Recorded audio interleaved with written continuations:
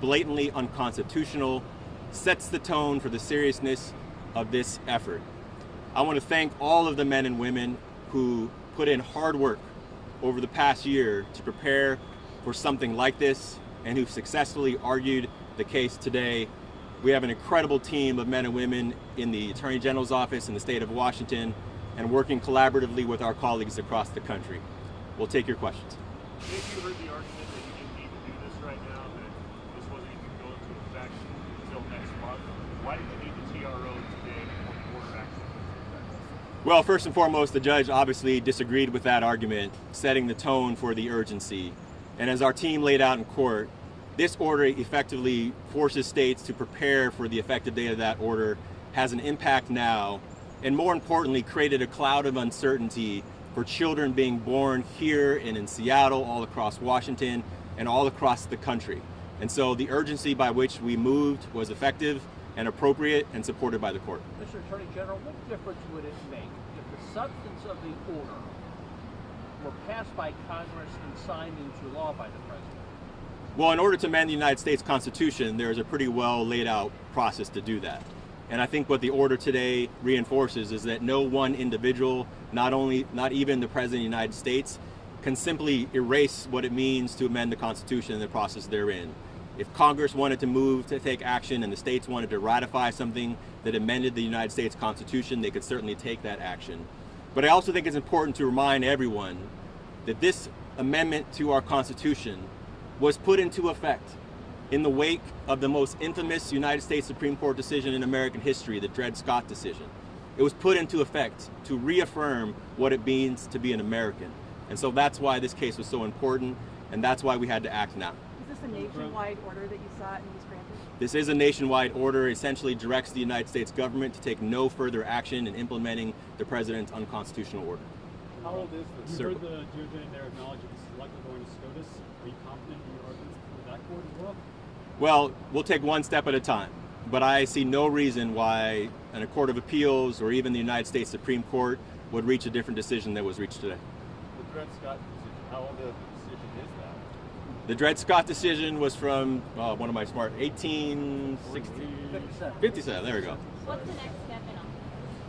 Well, as we laid out today, so we moved for a temporary restraining order, which has a nationwide impact. The next step will be a preliminary injunction, which will allow for more thorough briefing. The TRO that was issued today has a 14-day effective date. So for 14 days, the United States government can take no further action implementing or enforcing this order. Well, we will be back in court, as will many other people across the country. Attorney General, can you talk about, because this order would expire before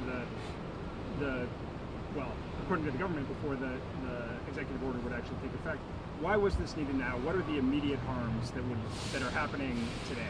Well, there are two principally for the states. I mean, the states would have to start working on the potential impact of that effective date now. We can't simply wait for 30 days to prepare for all of the changes that would happen to state government to recreate and re-implement these systems that are having dire financial and administrative impact on the states. But more broadly, this is about people.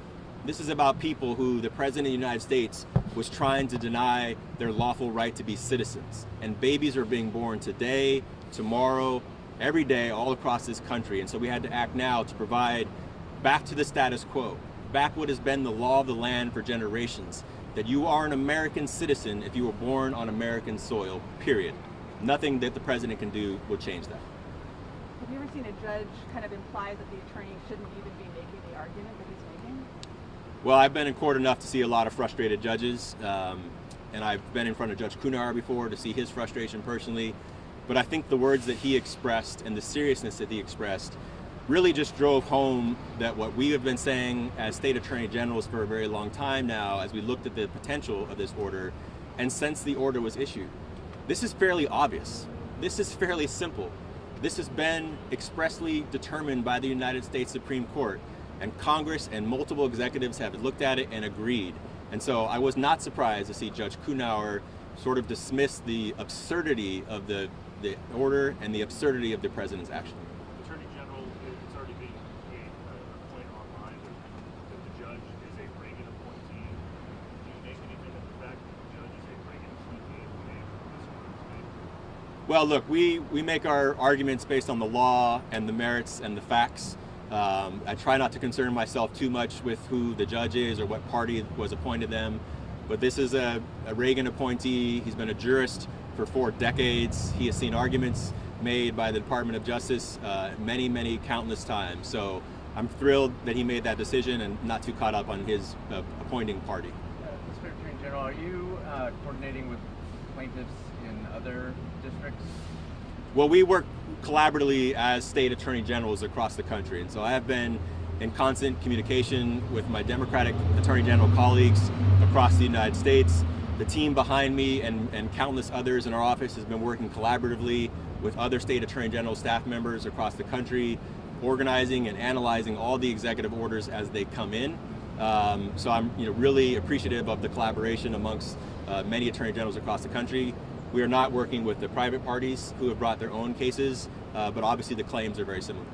If you're collaborating with the other AGs, why file separately here in these 4 states, not joining others? We felt that Washington State had some unique interests at stake, and it is my job as the Attorney General of the state of Washington to defend not only the United States Constitution, but the Constitution of the state of Washington, and to protect our people.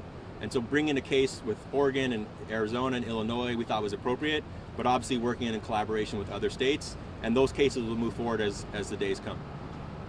Attorney General, what do you think this hopes? What do you think this message sends to those migrant families, those children who are being born today and going forward? Well, first and foremost, I hope people are reassured that we will not shy away from taking on tough fights, that we will not shy away from taking action against illegal actions by the President of the United States or anyone else. This is step one. We have a long way to go. There are many other orders that are being issued by the President that will have potential impacts on people, but we are really relieved, frankly, that at least this court has seen the blatant unconstitutional action of this president, and now we're back to the status quo. We're back to the rule that has been the law of this land now for generations, that you are an American if you were born in the United States.